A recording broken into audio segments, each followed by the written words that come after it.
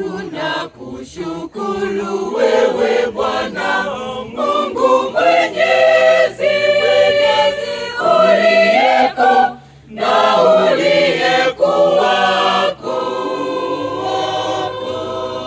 Tunakushukuru wewe Bwana Mungu Mwenyezi, uliyeko na uliyekuwako.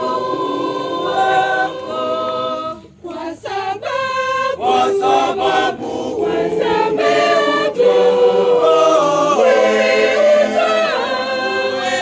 uweza wako mkuu, uweza wako mkuu milele hata milele. Kwa sababu